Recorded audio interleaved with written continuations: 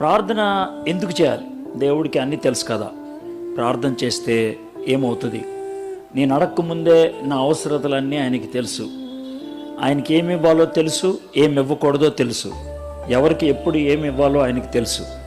అలాంటప్పుడు ప్రార్థన చేయమని దేవుడు ఎందుకు కోరుకుంటాడు? దేవుడు ఏమన్నా శాడిస్టా? దేవుడు ఎందుకు అలాగా ప్రార్థన చేయమని అడుగుతాడు? ఇది మనలో చాలామందికి అప్పుడప్పుడు ఉండేటువంటి ప్రశ్న. బయట ఎవరిని అడగం, ఎందుకంటే అడిగితే మనల్ని తిడతారని భయం. పాస్టర్ గారు అయితే కొడతారు, అందుకనే అడగం. కానీ లోన మాత్రం ఆ ప్రశ్న ఉండిపోతుంది, ఎందుకు ప్రార్థన చేయాలి అనేసి. ఒకవేళ ప్రార్థన చేస్తే ఎలా ప్రార్థన చేయాలి? గంభీరంగా ప్రార్థన చేయాలా? స్వరం మార్చి చేయాలా? అరిసి ప్రార్థన చేయాలా? మామూలుగా చేయాలా? ఏడిసి ప్రార్థన చేయాలా? పడుకొని ప్రార్థన చేయాలా? నుంచొని ప్రార్థన చేయాలా? నడుస్తూ ప్రార్థన చేయొచ్చా లేదా? ఇవి మనకి రకరకాలైనటువంటి ప్రశ్నలు. ప్రార్థన చేస్తే ఏమవుతుంది? ప్రార్థన చేస్తే లాభం వస్తుందా? ప్రార్థన చేస్తే నష్టం వస్తుందా? ఇవి మనకి చాలా రకాలైనటువంటి ప్రశ్నలు. ఈ ప్రశ్నలకు ఈరోజు నేను జవాబు చెప్పడానికి ప్రయత్నం చేస్తాను. అయితే బైబిల్లోంచి మనం ఒక నమూనా ప్రార్థన, నమూనా అంటే బైబిల్లో కొంతమంది ప్రార్థనలు దేవుడు ముద్రించాడు. ఏ విధంగా వాళ్ళు ప్రార్థన చేశారు, ఈ పరిస్థితుల్లో చేశారు, ఈ విధంగా ప్రార్థన మొదలుపెట్టారు, ఈ విధంగా ప్రార్థన కొనసాగించారు, ప్రార్థన చేస్తే ఇలా అయ్యింది అని ప్రార్థన మొత్తం కూడా ముద్రించడం, ప్రార్థన తర్వాత ఏం జరిగింది, ముందేం జరిగింది, ఇవన్నీ కూడా రాశారు. ఎందుకని రాశారంటే వాటి ద్వారా మనకి ప్రార్థన చేస్తే ఏమవుతుందో తెలియాలి అని ఒక నమూనాలాగా, ఒక మాదిరిలాగా దేవుడు మనకి ఇచ్చాడనమాట. బైబిల్లో కొంతమంది భక్తులు బాగా ప్రార్థనా పరులు అని మనం చూడగలుగుతాం. అబ్రహాము అలాంటి ప్రార్థనా పరుడు, మోషే అలాంటి ప్రార్థనా పరుడు, యెహోషువ అలాగ ప్రార్థన చేశాడు. తర్వాత హన్న ప్రార్థన చేసింది, దానియేలు ప్రార్థన చేశాడు, దావీదు ప్రార్థన చేశాడు, కొత్త నిబంధనలో యేసు ప్రభు వారు ప్రార్థన చేశారు, పౌలు ప్రార్థన చేశాడు, పట్మసు ద్వీపంలో యోహాను భక్తుడు ప్రార్థన చేశాడు, జైల్లో ఉన్నప్పుడు పేతురు ప్రార్థన చేశాడు. వీళ్ళ ప్రార్థనలు మనకి ముద్రించారు. వీళ్ళ ప్రార్థనలు మనకి ఇది ప్రార్థన అని. గోడ కట్టాలన్నప్పుడు నెహెమ్యా ప్రార్థన చేశాడు. ఈ విధంగా ప్రార్థనలు మనకి చూపించాడు దేవుడు. అన్నిటికంటే ఉన్నతమైనటువంటిది యేసు ప్రభు యొక్క ప్రార్థనలు మనకి చూపించారు, వినిపించారు, ఆయన రాసి చూపించారు. ఈరోజు మనం దానియేలు చేసినటువంటి ప్రార్థన మనం చూడబోతున్నాం. ఓకే, మీకు కథలాగా చెప్తాను, ముందు వినండి. దానియేలు గ్రంథానికి 12 అధ్యాయాలు. 12 అధ్యాయాల్లో మొదటి 6 అధ్యాయాలు చరిత్ర అంటే జరిగిపోయిన విషయం. తర్వాత 6 అధ్యాయాలు ప్రవచనం, జరగాల్సినటువంటి విషయాలు. మొదటి 6 అధ్యాయాల్లో 6 సన్నివేశాలు ఉన్నాయి, అంటే 6 విషయాలు ఉన్నాయి. 6 విషయాల ద్వారా దేవుడు దానియేలు తనకున్న 3 మిత్రుల యొక్క క్యారెక్టర్, శీలం, వాళ్ళ యొక్క పవిత్రత ఎలాంటిది చూపించాడనమాట. మొదటి అధ్యాయంలో రాజుగారు పెట్టే భోజనం తినమన్నారు. 2వ అధ్యాయంలో రాజుగారి కళకి అర్థం చెప్పారు. 3వ అధ్యాయంలో రాజుగారు పెట్టిన బొమ్మకి దండం పెట్టమన్నారు. 4వ అధ్యాయంలో రాజుగారికి వచ్చిన కళకి భావం చెప్పారు. 5వ అధ్యాయంలో గోడ మీద ఉన్నటువంటి రాతికి అర్థం చెప్పారు. 6వ అధ్యాయంలో ప్రార్థన చేస్తాను కానీ నేను ప్రార్థన చేయటం మాన్నం, కానీ సింహాల బోన్లోకైనా వెళ్తాను అని సాహసించాడు. 6 అధ్యాయం. 7వ అధ్యాయం నుంచి 12వ అధ్యాయం దాకా ప్రవచనాలు. ఏ విధంగా బబులోను సామ్రాజ్యం కూలిపోయిన తర్వాత ఒకదాని తర్వాత ఒకటి 4 సామ్రాజ్యాలు వస్తాయో వాటి గురించి రాశాడు. 8వ అధ్యాయంలో 2 సామ్రాజ్యాల మధ్యన యుద్ధం గురించి రాశాడు. 9వ అధ్యాయంలో 70 సంవత్సరాలు పూర్తయింది కాబట్టి వెనక్కి వెళ్ళటానికి ప్రార్థన ఎలా చేశాడో, ప్రార్థన చేస్తే ఏమైందో రాశాడు. 10వ అధ్యాయంలో ఆ ప్రార్థన ఫలితం గురించి రాశాడు. 11, 12 అధ్యాయాల్లో ఈ ప్రపంచం ఏ విధంగా అంతమైపోబోతుందో రాశాడు. మొత్తం 12 అధ్యాయాలు దానియేలు గ్రంథానికి. 12 అధ్యాయాల గురించి కూడా ఊరినే చిన్న చిన్న మాటల్లో చెప్పడానికి ప్రయత్నం చేశాం. ఊరినే అర్థమవుతుంది, కొంచెమైనా అర్థమవుతుంది. అయితే ఈరోజు దానియేలు గ్రంథంలో 9వ అధ్యాయాన్ని మనం చూడబోతున్నాం. 9వ అధ్యాయం. నిన్నట్లాగానే ఎక్కువసేపు మాట్లాడడం, కొద్దిసేపే, బాగా అయితే ఒక 45 అట్లాగా. అయితే ప్రాముఖ్యంగా చిన్న చిన్న ప్రశ్నలకు మీకు జవాబు చెప్తా. అసలు ప్రార్థన ఎందుకు చేయాలి, ప్రార్థన చేస్తే ఏమవుతుంది, ఈ విషయాన్ని అన్నట్లని దీన్ని మనం తెలుసుకోవడానికి ప్రయత్నించాలి. ఓకే, దానియేలు గ్రంథం 9వ అధ్యాయం అది తీయండి. మీ దగ్గర కాగితం మొక్క ఏదైనా ఉంటే ఇర్మియా గ్రంథం 29వ అధ్యాయం దగ్గర ఒక కాగితం ముక్క పెట్టుకోండి, అంటే అక్కడ ఎక్కడ చూస్తాం మనం, అందుకని 2 భాగాలు చూస్తాం. ఇర్మియా గ్రంథం 29వ అధ్యాయం. ఓకే, ఈ 2 భాగాలు ఈరోజు మనం ధ్యానం చేస్తాం. 9వ అధ్యాయం ధ్యానం చేస్తాం. 29వ అధ్యాయంలో 1-2 వచనాలు ఊరినే చూస్తాం అనమాట. అంటే ఎందుకు ప్రార్థన చేశాడు అన్న దానికి అక్కడికి వెళ్తాం అనమాట. ఇక్కడేమో ఎందుకు ప్రార్థన చేశాడు ఈ విషయాలను చూస్తాం. రైట్, సరే, ఇప్పుడు కొన్ని విషయాలు చెప్తాను. దానియేలు బబులోను సామ్రాజ్యంలోకి వచ్చినప్పుడు 15-16 సంవత్సరాల కుర్రోడు, చాలా చిన్నోడు, 15-16 సంవత్సరాల కుర్రోడు.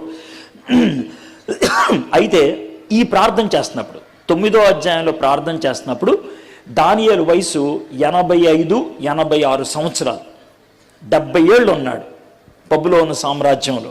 70కి 15 కలిపితే 85 లేదా 86 సంవత్సరాలు. ముసలోడు, పండు ముసలోడుగా ప్రార్థన చేస్తున్నాడు. 86 వయస్సు కలిగినటువంటి ఆయనగా 9వ అధ్యాయం. 15 ఏళ్ల కుర్రోడుగా ఉన్నప్పుడు పౌరుషంగా మాట్లాడాడు.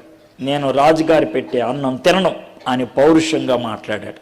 85 ఏళ్ళు వచ్చినప్పుడు దేవుడి దగ్గర పౌరుషంగా ప్రార్థన చేస్తున్నాడు ఆయన. కాబట్టి ఆయన పౌరుషం పోలేదు. ఆయన చిన్న వయసు నుంచి ఏ విధమైనటువంటి పౌరుషాన్ని చూపించాడో అదే పౌరుషాన్ని కొనసాగిస్తూ ఉన్నాడు. పౌరుషం అనేది మనకి ప్రార్థనలో వస్తుంది. దానియేలు పౌరుషంగా చచ్చిపోయేదాకా ఉన్నాడు. ఎందుకంటే ప్రార్థన తనకి పౌరుషాన్ని ఇచ్చింది, ప్రార్థన తనకి పరువునిచ్చింది, ప్రార్థన తనకి పవిత్రతనిచ్చింది, ప్రార్థన పాపాన్ని చీకొట్టే తత్వాన్ని ఇచ్చింది. మీలో ఎవరికైనా పాపం అంటే ఇష్టం అనిపించట్లేదనంటే మీరు ప్రార్థన చేయట్లేదని అర్థం. మీలో ఎవరైనా పాపం చూసి ఏమీ మీకు అనిపించట్లేదంటే ప్రార్థన చేయట్లేదని అర్థం. న్యూస్ పేపర్లో పాపం గురించి చదివినప్పుడు గుండెల్లో కొంచెం పిసికేసినట్లు అనిపించట్లేదంటే ప్రార్థన లోపమైందని అర్థం. గుర్తుపెట్టుకోండి, ఆ విధంగా మనం పాపాన్ని అసహించుకోవటం మానేయటం మొదటి మెట్టు అయితే, అంగీకరించడం 2వ మెట్టు అయితే, చేయటం అనేది 3వ మెట్టు అవుతుంది. కాబట్టి పాపానికి ఒక మెట్టు దగ్గర అయిపోయాం, అసహించుకోవడం మానేసామంటే. కాబట్టి పాపాన్ని అసహించుకునేటట్లు చేయాలి. పాపాన్ని అసహించుకునేటట్లు ఎలా చేస్తాం? ప్రార్థన చేస్తే అవుతుంది. ప్రార్థన చేస్తే పాపాన్ని అసహించుకుంటాం. నేను కిన్లే నీళ్ళు కానీ, బిస్లరీ నీళ్ళు కానీ, అక్వాఫినా, ఈ 3 నీళ్లు తాగుతాను, వేరే ఏమీ తాగను. అంటే నేనేదో పెద్ద పోటుగా ఉన్నాను కాదు, నా గొంతుకు సరిపోదు. వేరే నీళ్ళు ఏమన్నా తాగితే దగ్గు వస్తుంది నాకు. అందుకే మీరు అప్పుడప్పుడు గమనిస్తూ ఉంటారు కదా, దగ్గేస్తూ ఉంటారు. ఎందుకంటే కొంతమంది ఇచ్చేస్తారు నీళ్లు, ఏమండి ఇది మినరల్ వాటర్ అని. తాగను అంటే కనుక ఇది పోజు కొడుతున్నాడు అనుకుంటారు, తాగేస్తాను. వాళ్ళు బాధ పెట్టకూడదని నేనే బాధపడతాను దగ్గి. కానీ నాకు ఆ 3 బాటిల్సే పడతాయి, ఇంకా వేరే పడవు. అవి కూడా కాసుకొని తాగుతాను నేను. ఎందుకంటే నా గొంతుకు అంత సున్నితం అయిపోయింది. రోజుకి 3-4 వర్తమానాలు ఫోన్లో చాలా మందితో మాట్లాడి నా గొంతుకు అరిగిపోయింది బాగా. కాబట్టి అందుకు అట్లాగా బాధ అనిపిస్తుంది నాకు. అయితే ఇప్పుడు నీకు ఇదంతా ఎందుకు సుత్తి కొట్టానంటే, ఈ 3 బాటిల్స్ కాకుండా, కిన్లే కానీ, అక్వాఫినా కానీ, బిస్లరీ కాకుండా ఇంకా ఏ నీళ్ళు ఇచ్చినా ఒక్క చుక్క తాగితే చాలు నాకు తెలిసిపోద్ది ఇది అది కాదురా అని. ఎందుకంటే ఇది అలవాటు అయిపోయింది కాబట్టి. ఒక్క చుక్క తాగితే చాలు అది కాదురా అని అర్థం అయిపోద్ది. గుట్టక తాగితే చాలు 10 నిమిషాల తర్వాత దగ్గు మొదలైపోతుంది. ఎందుకంటే నా గొంతుక్క పడదు కాబట్టి. గుండె లోతుల్లో ప్రార్థన ఉంటే పాపం కనబడితే దగ్గు వస్తుంది మనకి. గుండె లోతుల్లో ప్రార్థన ఉంటే బయట పాపం కనబడితే మన హృదయం బాధపడుతుంది, వెంటనే స్పందిస్తుంది, ఇది పాపం రా అని. కాబట్టి ఈరోజు ఇది నేర్చుకోండి. ఎందుకు ప్రార్థన చేయాలంటే పాపాన్ని అసహించుకోవడానికి ప్రార్థన చేయాలి. అది మొదటి విషయం. ప్రార్థన లేకుండా పాపాన్ని ఎవడు అసహించుకోలేడు. సార్ నాకు సినిమాలు మానేయాలనిపించట్లేదు, సినిమా పాటలు మానేయాలనిపించట్లేదు, సీరియల్స్ మానేయాలనిపించట్లేదు, బూతులు మానేయాలనిపించట్లేదు, మానేయాలనుకుంటున్నాను కానీ నా వల్ల కావట్లేదు అంటే ప్రార్థన చేయండి. అప్పుడు దాన్ని మానేయటమే కాదు, దాన్ని అసహించుకోవటం మొదలు పెడతారు. అది జరుగుద్ది అనమాట ప్రార్థన. సరే, అది ఊరినే పరిచయంలాగా చెప్పాను. దానియేలు గ్రంథం 9వ అధ్యాయం చూడండి. అప్పుడు మనకి దానియేలు ఎందుకు ప్రార్థన చేస్తున్నాడో తెలుసుద్ది. మాదీయుడగు అహష్వేరోషు యొక్క కుమారుడైన దర్యావేషు కల్దీలు పైన రాజైన అతని ఏలుబడిలో బాబు కంగు కంగు సౌండ్ వస్తుంది, అది తీసావా?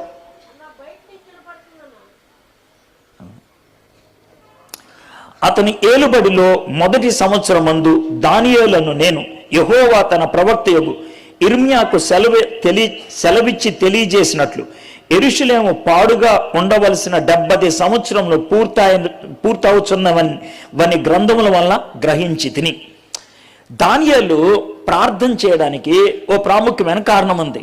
ఏంటనంటే తాను ముందు వాక్యం చదివాడు. ఏ వాక్యం చదివాడు? దేవుడు ఇర్మియాకి ఇచ్చినటువంటి ప్రవచనాన్ని చదివాడు. ఎప్పుడు చదివాడో చెప్తున్నాడు. ఎప్పుడు చదివాడంటే అహష్వేరోషు ఏలుబడి వచ్చిన మొదటి సంవత్సరం, అంటే బబులోను 70 సంవత్సరాల తర్వాత కూలిపోయింది. 71వ సంవత్సరం అన్నమాట. 71వ సంవత్సరం వాళ్ళు చెరలోకి వచ్చిన 71వ సంవత్సరంలో ఆయన ప్రార్థన చేయాలని పూనుకున్నాడు. ఎందుకు పూనుకున్నాడంటే దేవుడు ఇర్మియాకి ఇచ్చినటువంటి ప్రవచనాన్ని జ్ఞాపకం తెచ్చుకున్నాడు. దాన్ని చదివి దాన్ని జ్ఞాపకం తెచ్చుకున్నాడు. ఇర్మియాకి ఇచ్చినటువంటి ప్రవచనం ఏంటో ఇప్పుడు చూద్దాం. ఇర్మియా గ్రంథం 29వ అధ్యాయం, అందుకే ఈ 2 భాగాలు చూడమన్నా. ఇర్మియా గ్రంథం 29వ అధ్యాయం 10-11 వచనాలు చదువుతున్నాను. యెహోవా ఈ ఆజ్ఞ ఇచ్చుచున్నాడు, బబులోను రాజ్యమునకు 70 సంవత్సరములు గతించిన తర్వాతనే మిమ్మును గూర్చి నేను పలికిన శుభవార్త నెరవేర్చి ఈ స్థలమునకు మిమ్మును తిరిగి రప్పించున్నట్లు నేను మిమ్మల్ని దర్శించును.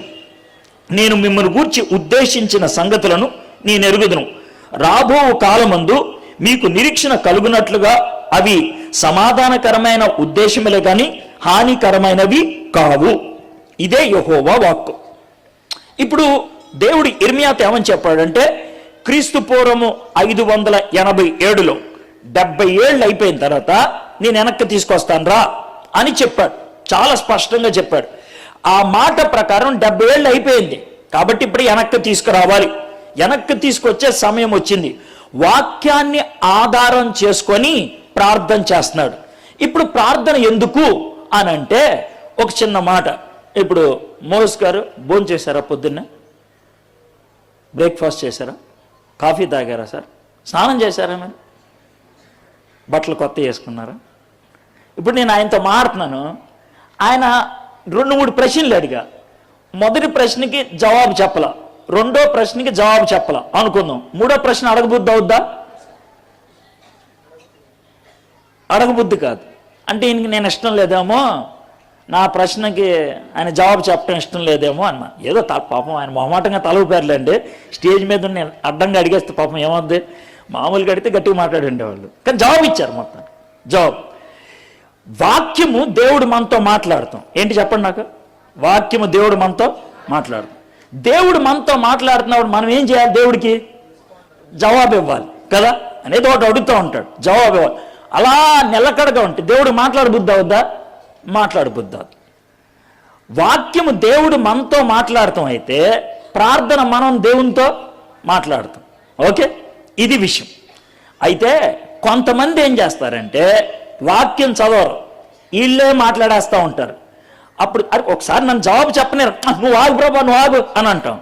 ఇక ఆయన ఏం చెప్తాడు? ఆయన మనం లొల్లడా ప్రార్థన చేసేసి, అర్థమైందా, ఆయన చెప్పేది వినకుండా వచ్చి మీరనే మాటలు చెప్తాం. సార్ ఎంత ప్రార్థన చేస్తున్నాను తెలుసా, జవాబే రావట్లేదు. రావట్లేదు కాదు, ఎంటలేదు. నువ్వు వాడు ఉంటే కదా వినటానికి, నువ్వు అడిగేసి వచ్చేస్తున్నావు.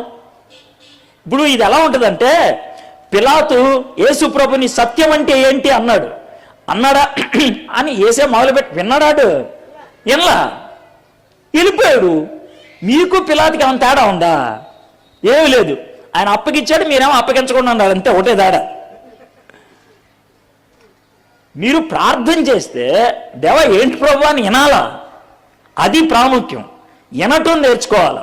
కాబట్టి ప్రార్థన దేవుడి దగ్గర నుంచి జవాబు పొందటానికి వేచి ఉంటాం. వాక్యమేమో దేవుడు చెప్తాడు, ప్రార్థన ద్వారా మనం స్పందిస్తాం. కాబట్టి వాక్యము ప్రార్థన ఉంటే సంభాషణ అవుతుంది. గుర్తుపెట్టుకోండి, మంచి సంభాషణ అయిన తర్వాత హాయిగా అనిపిస్తుందా, బాధగా అనిపిస్తుందా? ఎవరితోనైనా మంచి మిత్రులతో మాట్లాడాం అనుకోండి, చాలా బాగుందిరా ఈరోజు అనిపిస్తుంది. మిత్రులతో ఒక అరగంట మాట్లాడిన తర్వాత ఇంటికి వెళ్ళాలంటే భారంగా అనిపిస్తుంది. మీలో చాలా మందికి ప్రార్థన నుంచి ఇంటికి వెళ్తుంటే హాయిగా అనిపిస్తుంది, అమ్మాయి అయిపోయింది.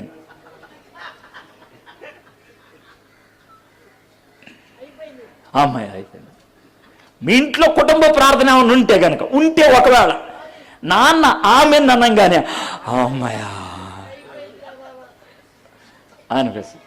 చర్చికి వెళ్తారు కదా, తండ్రి యొక్కయో కుమారుని యొక్కయో అనగానే గుండె లోతుల్లో పులకరింతలు స్టార్ట్ అవుతాయి, అమ్మాయి అయిపోయింది.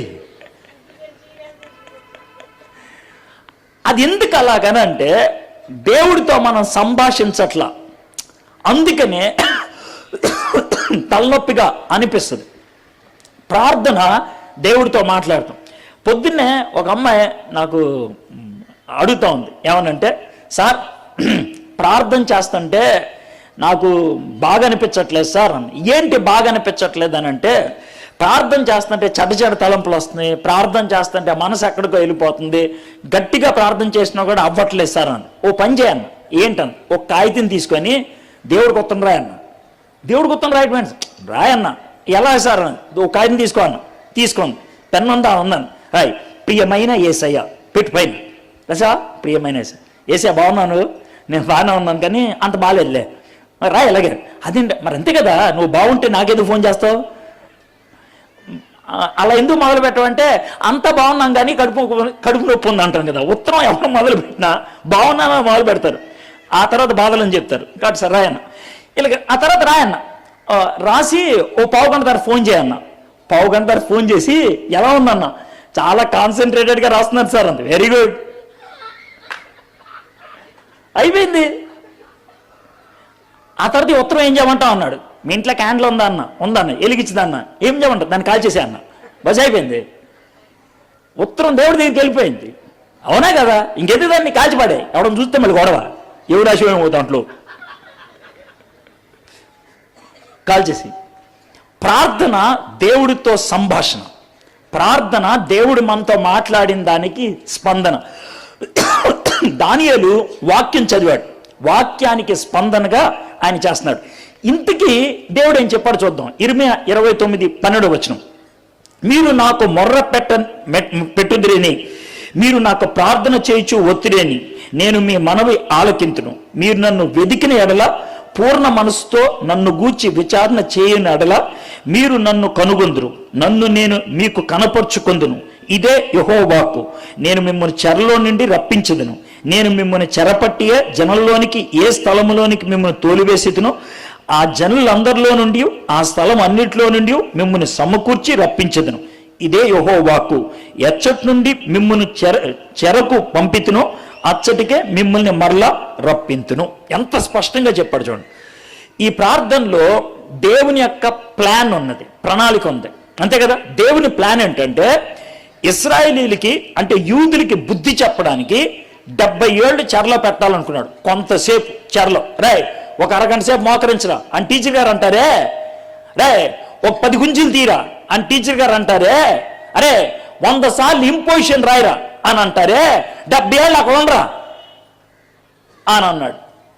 అది దేవుడు చెప్పిన మాట. 70 ఏళ్ళు, 70 ఏళ్ళు అయిన తర్వాత లోనికి వెంటనే వచ్చారు, అర్థమైందా. అదేవిధంగా బయట 10 గుంజీలు తీసిన తర్వాత కాదు, ఇప్పుడు చెప్పు మళ్ళీ ఒకసారి, చెప్పా ఇప్పుడు రా, అలాగనమాట. అంటే మనం టీచర్ ఎట్లా చేస్తాడో ఏసీ కూడా దేవుడు కూడా పద్ధతి చెప్పాడు.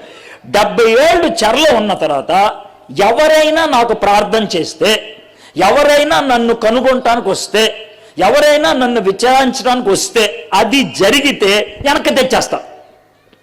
ఎంత చక్కగా ఉందో చూడండి.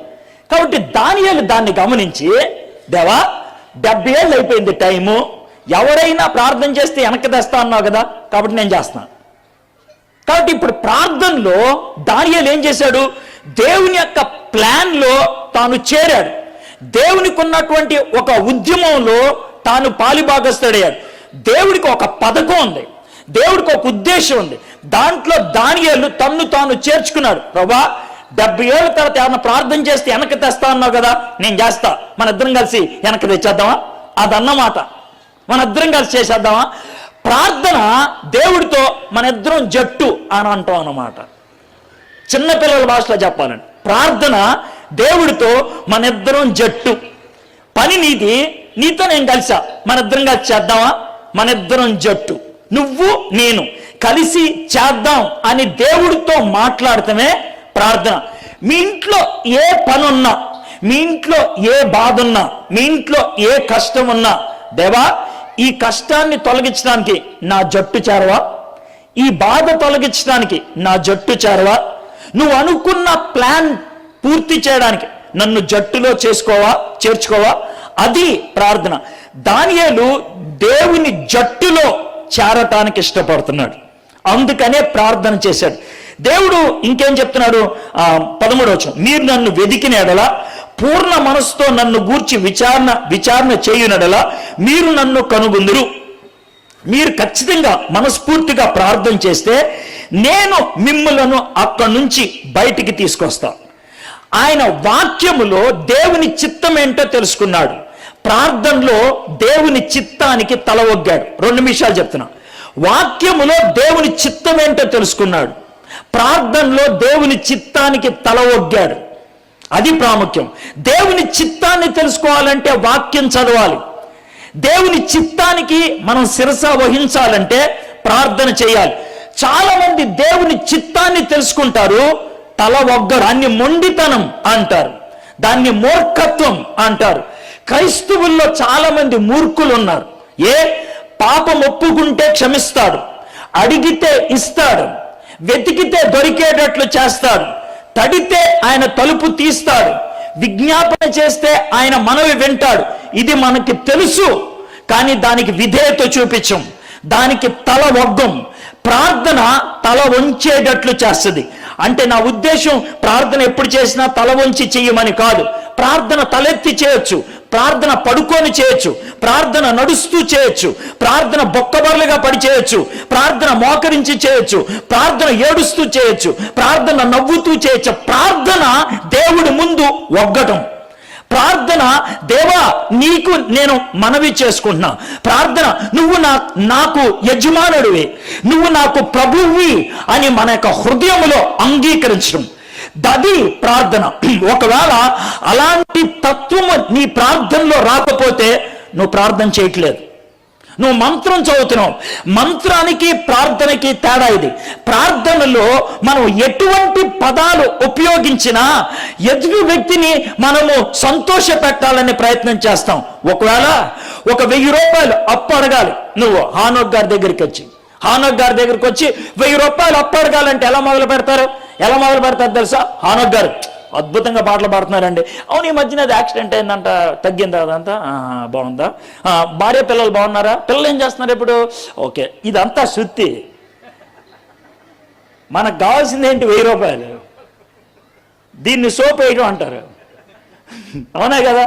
ఈ సోప్ అయితే ఆయనకి మనకి కొంచెం సంబంధం కుదురుతుంది, అవునా కదా? అవును, ఈ మధ్యన బాగా తిరుగుతున్నారు కదా సార్, బాగానే వస్తున్నాయి కదా. ఇది నెక్స్ట్, అర్థమైందా? సరే, ఏం లేదు సార్, 1000 రూపాయలు అప్పిస్తారా? అది సార్ ఇప్పుడు మామూలే కదా. నేను ఏమన్నా కొత్తగా చేశానా? మీకు బాగా తెలుసు ఇలాంటి సోప్ వేయటం, మీకు తెలిసినంత ఎవరు తెలుసు? అది విషయం. అప్పుడు ఆయన్ని అడుగుతాం. ఆ విధంగా మాట్లాడుతున్నప్పుడు సంభాషణలో హృదయపూర్వకంగా ఆ వ్యక్తికి ఉన్నటువంటి మంచి లక్షణాలన్నీ జ్ఞాపకం చేసుకుంటాం, ఆ వ్యక్తి చేయగలిగేటువంటి మంచి పనులన్నీ జ్ఞాపకం చేసుకుంటాం.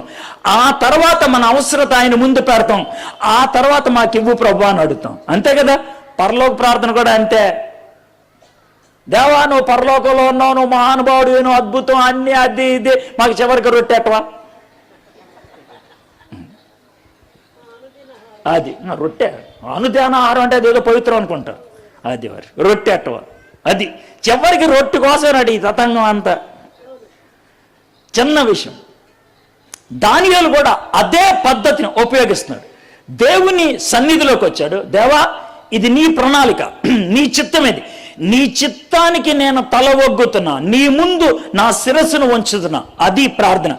ప్రార్థన 4 కారణాలతో చేస్తాం. 4 కారణాలు సులభంగా చెప్తాం. 4 కారణాలు. మొట్టమొదటిది, మనం ప్రార్థన చేస్తే దేవుని చిత్తం ఏంటో తెలుస్తుంది. ప్రార్థన చేస్తే దేవుని చిత్తం ఏంటో తెలుస్తుంది.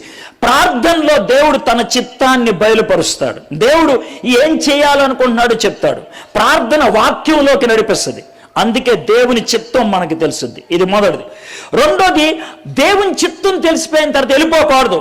అదే ప్రార్థనలో కొనసాగితే దేవుని చిత్తం ఏంటో అర్థమవుతుంది. తెలియటం వేరు, అర్థం అవటం వేరు. తెలియటం వేరు, అర్థం అవటం వేరేంటి అని అంటారేమో. యోనాకి నినివే వెళ్ళాలని తెలుసా? కానీ నినివే వెళ్ళటం అంటే ఏంటో అర్థం కాల. వాళ్ళు మా శత్రువులు కదా, ఆడి దగ్గరికి నేను వెళ్ళేది ఏంటి, ఆడికి నేను వాక్యం చెప్పేది ఏంటి, అర్థం కాల. ప్రార్థన చేస్తే అర్థమవుతుంది. దేవుడి చిత్తం కొన్ని సందర్భాల్లో మనకి అర్థం కాదు, ప్రార్థన చేస్తే అర్థమవుతుంది. ప్రార్థన చేస్తే మనం గ్రహించగలుగుతాం, ఇది దేవుడు చెప్తున్నాడు, చేద్దాం, అంతే. ఇది రెండోది. మొదటిది తెలుసుకోవడానికి, రెండోది అర్థం చేసుకోవడానికి, మూడోది అర్థమైన తర్వాత అంగీకరించడం కష్టమవుతుంది. ప్రభా, అమ్మో నా వల్ల కాదు. యేసు ప్రభుకి సిలువ మీద చనిపోవటం ఇష్టమేనా? ఇష్టం లేదు. గెత్సెమనే తోటలో, తండ్రి నీ చిత్తమైతే ఈ గిన్నెను నా నుంచి దూరం చేయవా? ఎందుకంటే తనకిష్టం లేదు. ఆ సమయంలో బాధపడుతున్నాడు, ఆ సమయంలో ఆయన పోరాడుతున్నాడు. ఆ యొక్క పోటు ఉన్నది, బాధ ఉన్నది, అంగీకరించలేకపోయాడు. అయితే పదే 3 సార్లు ప్రార్థన చేస్తే మూడోసారి ఏం చేశాడు ఆయన? నీ చిత్తానికి తల ఒగ్గుతున్నా, జరగనే అని అన్నాడు. ప్రార్థనలో దేవుని చిత్తానికి తల ఒగ్గుతాం. ఆ విషయాన్ని గుర్తుపెట్టుకోండి. 3 రోజుల క్రితం అనుకుంటా ఒక బాబు నాకు ఫోన్ చేశాడు. 19 ఏళ్ళు అంట ఆ కుర్రోడికి, 19 ఏళ్ళు. ఆ కుర్రోడు 2 సంవత్సరాల నుంచి ఒక అమ్మాయితో చెడ్డగా వ్యవహరిస్తున్నాడు. ఆయన వ్యభిచారం చేస్తున్నాను అని చెప్పాడు. అంటే నేను అన్నాను, ఇది తప్పు కదా అని అంటే అతను ఏమన్నాడు తెలుసా? నాకు తప్పు అని తెలుసు, నాకు 2 సమస్యలు ఉన్నాయి, దాన్ని వదులుకోలేకపోతున్నాను, దాన్ని అంగీకరించలేకపోతున్నాను, ఈ 2 ఉన్నాయి అన్నాడు. నేను అన్నాను, ఒకటే ఒక పని చేద్దాం, ఈరోజు 5 సార్లు ఒక్కొక్క నిమిషం ప్రార్థన చేద్దామా అన్న. 5 సార్లు ఒక్కొక్క నిమిషం. సరే అన్న. మొదటిసారి ప్రార్థన నువ్వు 1 నిమిషం చేయి, నేను 1 నిమిషం చేస్తానన్నా. కొంచెం కఠినంగా చేశాడు. రెండోసారి ఇంకొంచెం కఠినం. 5ఓసారికి కాస్త మెత్తబడింది. 2వ రోజుకి తనంతట తానే, ప్రభా దీన్ని నేను వదిలేయాలి, నేను వదిలేస్తా, ఎంత కష్టమైనా నేను వదిలేస్తా, ఎంత బాధ అయినా నేను వదిలేస్తా. అంటే ఒక్కొక్క నిమిషమే 10 సార్లు ప్రార్థన చేస్తే దాని మీద ఆయనకు పట్టొచ్చింది. దేవుని చిత్తాన్ని అంగీకరించగలిగాడు, దేవుని చిత్తాన్ని అంగీకరించగలిగాడు. ఇది మూడోది. దానియేలు ప్రార్థనలో 4వ విషయాన్ని కూడా ఈరోజు తెలుసుకోబోతున్నాం. ఇదే మీరు తెలుసుకోండి. ఏంటనంటే, చీమల పొట్ట ఉందనుకోండి, చీమల పొట్టలో ఏలు పెడితే ఏం చేస్తుంది? చీమలో ఏం చేస్తుంది చెప్పండి? తేనె పట్టు ఉంది, దాన్ని రాయెట్టు కొడితే ఏం చేస్తే? కొడతాయి కదా. చీమల పొట్టుని కెలకటం ఎంత డేంజరో అర్థమైందా? తేనె పట్టు మీద రాయసత్వం ఎంత డేంజరో, సాతానుడు గాన్ని ప్రార్థన ద్వారా కెలకటం అంతే డేంజరు. ఎందుకో తెలుసా? ఆడిని ప్రార్థన ద్వారా కెలికామనుకో, ఆడి మీదకు వస్తాడు, ఆడు కొడతాడు. దాన్ని ఎదుర్కోవడానికి ఇష్టపడాలి మనం, దాన్ని ఎదుర్కోవడానికి సత్తా ఉండాలి. అందుకనే తేనె పట్టులో తేనె తీసుకోవాలనుకున్నవాడు మీద గోను పట్టేసుకొని వెళ్తాడు, చీమల పట్ట కెలికేవాడు పొల్లెట్టుకెళ్తాడు. అవునా కాదు? మామూలు భాషలో చెప్తాను. కాబట్టి సాతాను దగ్గరికి ఏదో ఒకటి పట్టుకెళ్ళాలి. ఆయన కెలికొస్తే ఆయన మీదకి వచ్చినా తప్పించేసుకోవచ్చు. వస్తాడు ఆడు, ఊరిన కూర్చోడాడు, ఎగురుతాడు, ఖచ్చితంగా ఎగురుతాడు. ఎగరలేదంటే నువ్వు కెలకలేదని అర్థం. అర్థమైందా నీకు విషయం? నువ్వు ఎంత ప్రార్థన చేసినా అందరు నిద్రపోతున్నాడు అంటే సాతానుగాడు ఆడికంటే ముందు నిద్రపోయాడని అర్థం. వాళ్ళు లేచి ఉంటే ఇక్కడ కలుగుతాడు. అటు అది విషయం జరుగుద్ది. అది అయితే దానియేలు ప్రార్థన చేస్తే సాతానుగాడు లేచాడు. లేవటం అంటే ఏంటో కూడా మనం చూస్తాం. అర్థమైందా? ఆడు కెలుకుతాడు. కాబట్టి ఇది 4వ కారణం అన్నమాట. ప్రార్థన ఎందుకు చేస్తామంటే దేవుని చిత్తం నెరవేరాలని ప్రార్థన చేస్తాం. దేవుని చిత్తం నెరవేరకుండా, దేవుని చిత్తం జరగకుండా సాతానుడు ఆపుతూ ఉంటాడు. ఆ సాతాను క్రియలు లయం చేయడానికి చేసేదే 4 కారణాలు. ఇప్పుడు 4 కారణాలు చెప్పా. 1 తెలుసుకోవడానికి, 2 అర్థం చేసుకోవడానికి, 3 అంగీకరించడానికి, 4 అడ్డు తొలగించడానికి 4 విషయాలు. దానియేలు అదే కోణంలో ప్రార్థన చేస్తున్నట్లు మనం చూస్తాం. దానియేలు ప్రార్థన చూద్దాం. ఇప్పుడు వెనక్కి వచ్చేసాను, ఇంకా మనం ఇర్మియాలోకి వెళ్ళాం. ఒకసారి ఆ బేస్ చూపించా. దానియేలు దాన్ని ఆధారం చేసుకొని ఆయన ప్రార్థన చేయటం మొదలుపెట్టాడు. 3వ వచనం, అంతటి నేను గోనె పట్ట కట్టుకొని ధూళి తలపైన వేసుకొని ఉపవాసముండి ప్రార్థన విజ్ఞాపనలు చేయుటకై ప్రభువుకు దేవుని ఎదుట నా మనస్సు నిబ్బరము చేసుకొంటిని. ఇప్పుడు గోని పట్ట కట్టుకున్నా, నెత్తి మీద బూడిదేసుకున్నా, ఇవన్నీ చెప్పారు కదా. వీటన్నిటిని బట్టి మనకు ఒక్క విషయం అర్థం కావాలి. ఏంటి ఆ విషయం అని అంటే, దానియేలు ప్రార్థనకి కూర్చున్నప్పుడు తన హృదయం అంతా భారంతో నిండుంది. నెంబర్ 1. రెండోది, దానియేలు తన్ను తాను బాగా తగ్గించుకుంటున్నాడు. దానియేలు ఇది ప్రార్థన చేసే సమయానికి దానియేలు పొజిషన్ ఏంటో తెలుసా? ఆయన ప్రధానమంత్రి అనేవాడు ఊదారంగపు వస్త్రం వేసుకుంటాడు. అంటే ఏంటి? మంచి పట్టు వస్త్రాలు వేసుకుంటాడు. అవి తీసేసి ఏం తగిలించుకున్నాడు? ఆయన గోనె పట్ట తగిలించుకున్నాడు. అవునా? మొహానికి పౌడర్ రాసుకుంటాడు. కానీ మనోడు ఏం రాసుకున్నాడు? బూడిద రాసుకున్నాడు. నెత్తి మీద నూనె ఉంటుంది. అయితే మనం నెత్తి మీద ఏం వేసుకున్నాడు? బూడిద వేసుకున్నాడు. ఇవన్నీ వేయటం బట్టి తానేం చెప్తున్నాడు అంటే, నిరాడంబరం, తగ్గించుకున్నాను ప్రభా, నీ ముందు నేను ధూళి, నీ ముందు నేను పెంట, నీ ముందు నేను పనికిమాలినోడిని, నీ ముందు నేను ఎందుకు కొరగాని వాణ్ణి అని తన్ను తాను తగ్గించుకొని అప్పుడు ప్రార్థన చేస్తున్నాడు. ప్రార్థనలో 2 విషయాలు మనం గ్రహించాలి. మనమేంటో గ్రహించాలి, మనం ఎవరిని అడుగుతున్నామో గ్రహించాలి. మనం ఎవరిని అడుగుతున్నామో గ్రహించాలి. భారతదేశంలో ఇది బాగా చూడగలుగుతాం. భారతదేశంలో ఎలా అంటే, కళాకారులు ముఖ్యంగా ఇది బాగా గమనిస్తుంది. కళాకారులు అంటే ఆటల పోటీలు కానీ, సంగీత వాయిద్యాలు, లేకపోతే నాట్యం కానీ, ఇవి కళలు కదా. ఈ కళలో ఉండేటువంటి వారు గురువు గారి దగ్గరికి వెళ్తే ఏం చేస్తారు సార్? మొదట ఎక్కడ? అది వాక్యం. నమస్కరిస్తా అంటే ఏ కాదు, అది పాదాల మీద పడిపోతారు. అది వాళ్ళు చేసేది. గురువు గారి దగ్గరికి వెళ్ళి పాదాలు అంటే ఆయన పాదం తాకినప్పుడు ఏమన్నాడు తెలుసా? నా తల నీ కాలు దగ్గర ఉండాల్సిందే, నా పరువు నీ కాలు దగ్గర, నువ్వు నాకు అంత పైన ఉన్నావు. ప్రార్థన అలాంటిది.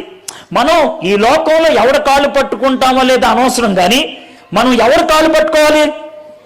దేవుడి కాళ్ళు పట్టుకోవాలి, యేసే కాళ్ళు పట్టుకోవాలి. అంటే మన హృదయంలో ఆ విధమైన ఆలోచన ఉండాలి. ప్రార్థనలో నేను ఎక్కడున్నాను తెలుసా? యేసే పాదాల దగ్గర ఉన్నా. అది విషయం. దానియేలు ప్రధానమంత్రి, కానీ ఇవన్నీ చేయటం బట్టి తను ఏమన్నాడంటే, ప్రభువా నేను మొత్తం తగ్గించుకొని నీ దగ్గరకు వస్తున్నా. దేవుడు ఈ మాట కూడా ముందే చెప్పాడు, దాన్ని శిరస వహిస్తున్నాడు దానియేలు. నా పేరు పెట్టబడినటువంటి నా ప్రజలు తమ్మును తాము తగ్గించుకొని, 2వ దినవృత్తాంతములు 7:14, తమ్మును తాము తగ్గించుకొని నా యొద్దకు వచ్చి విజ్ఞాపన చేసిన ఎడల. ఎంత స్పష్టంగా ఉంది. మనలో చాలా మందికి ప్రార్థన దేవుడు వినడో. ఎందుకు వినడో తెలుసా? ప్రార్థనలో కూడా గర్వం ఉంటుంది. ప్రార్థనలో కూడా, ప్రభా నేను ఎంత చేశానో నీకు తెలుసు కదా, నేను ఎలాంటి దాన్నో నీకు తెలుసు కదా అని అంటే, ఇవంతా కూడా దేవుడి దగ్గర గర్వాన్ని ప్రదర్శించడం. దేవుడి దగ్గర మనకున్న అవసరత చెప్పుకోవడానికి సిగ్గనిపించి మనం చేసే ప్రార్థన అంటే చెప్పంటారు ఎక్కువ శాతం మంది, ప్రభా నా అవసరత ఏంటో నీకే తెలుసు కదా, నువ్వే తీర్చేయి. కొంతమంది సమకూడినప్పుడు మేమంతా ఇక్కడ ఎందుకు చేరామో మీకు తెలుసు కదా, దేవుడికి తెలుసు, మరి ఎందుకు ప్రార్థన చేయడమో నీకు చెప్పడం చేత కదా, చెప్పడానికి సిగ్గా, చెప్పడానికి భయమా? ఎందుకు చెప్పవు? మేము ఎందుకు చేరామో మీకు తెలుసు కదా, మాకేం కావాలో మీకు తెలుసు కదా. కరెక్టే, నువ్వు ఎందుకు నోరు తెరుస్తున్నావు, నువ్వు నోరు మూసుకోవచ్చు కదా అంటాడు పై నుంచి దేవుడు. ప్రార్థన చేసేది దేవుడికి తెలియడానికి కాదు, ప్రార్థన చేసేది ఎవరికి తెలియడానికి తెలుసా? మనకే. ప్రార్థన మనకేం కావాలో స్పష్టంగా చెప్పుద్ది. ప్రార్థన నోటితో వల్లించినప్పుడు, జాగ్రత్త వినండి, సాతానుడి గురించి మీకు ఒక విషయం చెప్తా. నీ మనసులో ఆలోచించుకునేది సాతానుడికి తెలియదు. జాగ్రత్త వినండి, నీ మనసులో ఆలోచించుకునేది సాతానుడికి తెలియదు. పెదాల మీద నుంచి బయటకు వచ్చేదే సాతానుడి తెలుసుద్ది.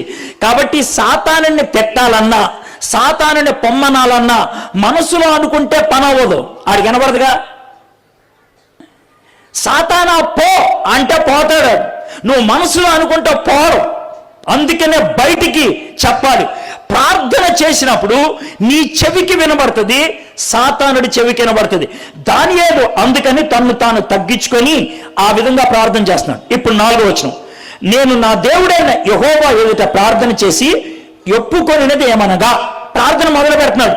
ప్రభువా, మహాత్యము కలిగిన భీకరుడు వగు దేవా, నీ ఆజ్ఞలను అనుసరించి నడుచువారి ఎడల నీ నిబంధనను నీ కృపను జ్ఞాపకము చేయువాడా. ఈ మాటల్లో 3-4 వచనాల్లో ఒక విధమైనటువంటి వైవిధ్యం కనబడుతుంది. వైవిధ్యం అంటే వ్యతిరేకత. 3వ వచనంలో విపరీతమైన దీనత్వం ఉంది, 3వ వచనంలో విపరీతంగా తగ్గించుకోవటం అనేది, 3వ వచనంలో బూడిదేసుకున్నాడు, 3వ వచనంలో ఏడుస్తున్నాడు, 4వ వచనంలో మళ్ళీసారి గమనించండి ఏమన్నాడు, ప్రభువా, మహాత్యము కలిగిన భీకరుడగు దేవా, నీ ఆజ్ఞలను అనుసరించి నడుచువారి ఎడల నీ నిబంధన నీ కృపను జ్ఞాపకము చేయువాడా.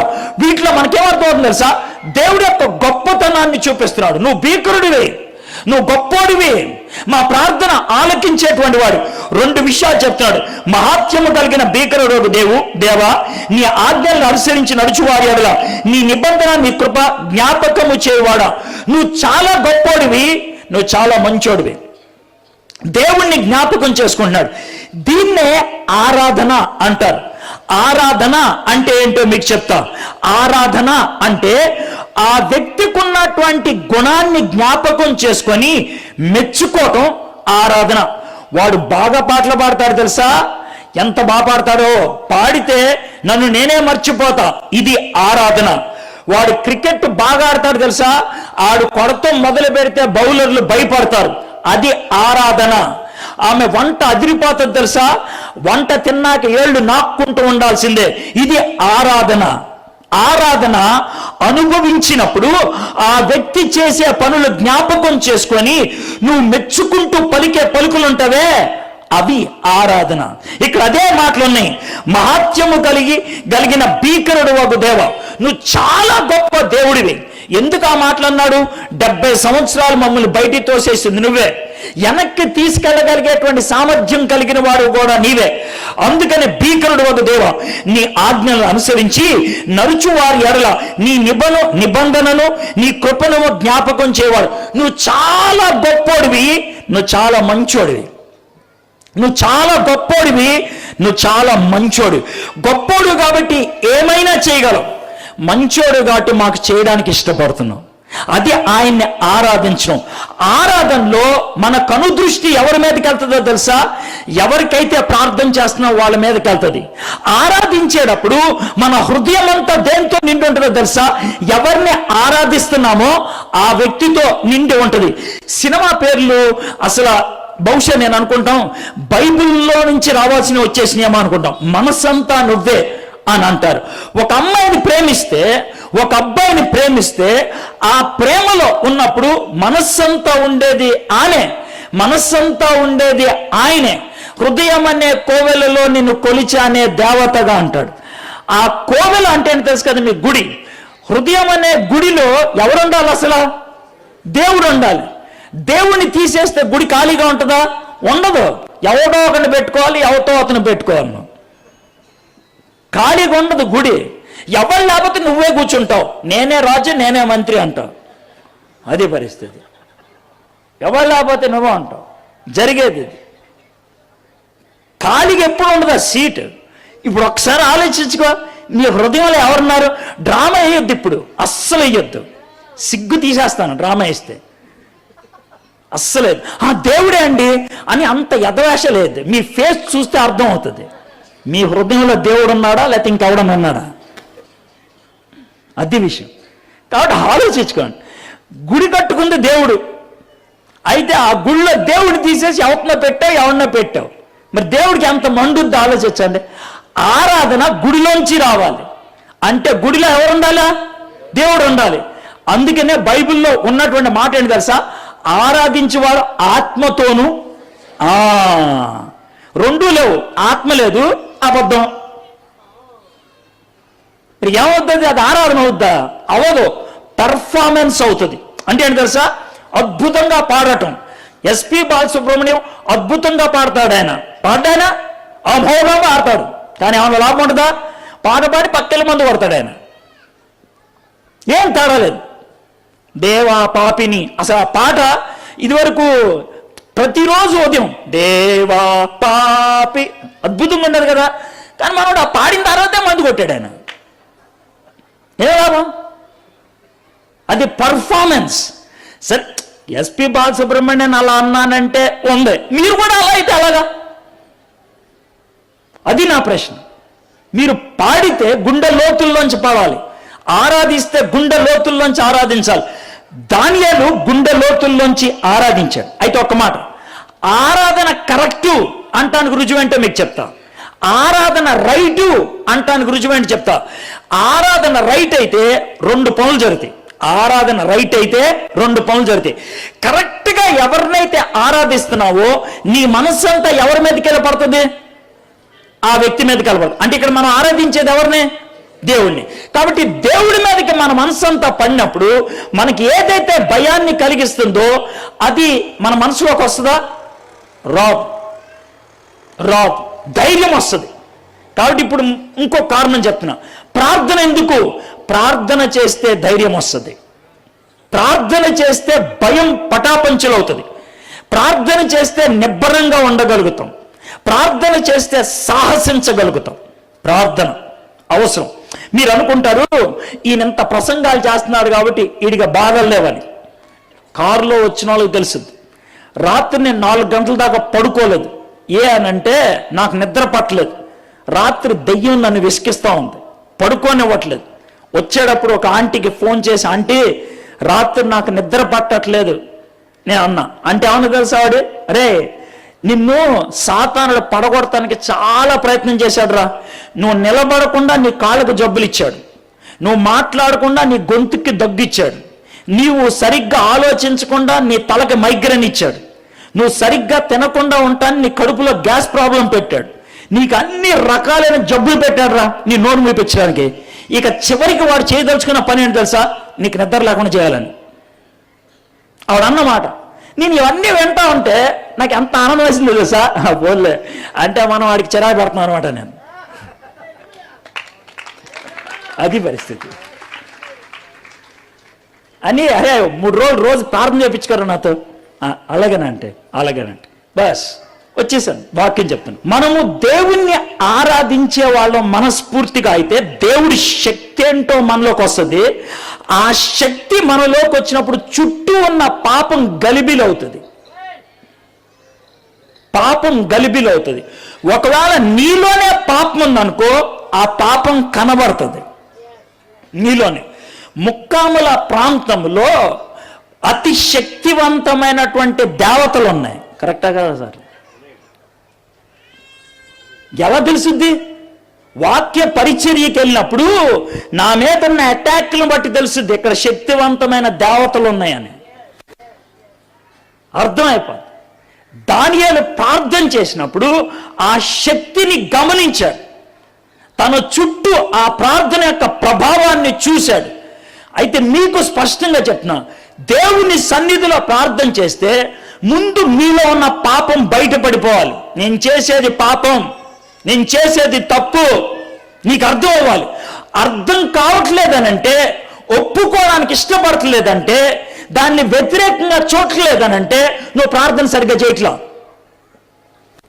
దానియేలు చట్టుకొని చూడండి ఎలాంటి పరిస్థితి వచ్చాడు. 5వ వచనం, మేమైతే నీ దాసులకు ప్రవక్తలు నీ నామమును బట్టి మా రాజులకును మా అధిపతులకును మా పితరులకును యూదా దేశ జనులందరికీ నీ చెప్పిన మాటలను ఆలకింపక నీ ఆజ్ఞలను నీ విధులను అనుసరించుట మాని పాపులమును దుష్టులమై చెడుతనమందు ప్రవర్తించుచు తిరుగుబాటు చేసిన వారము.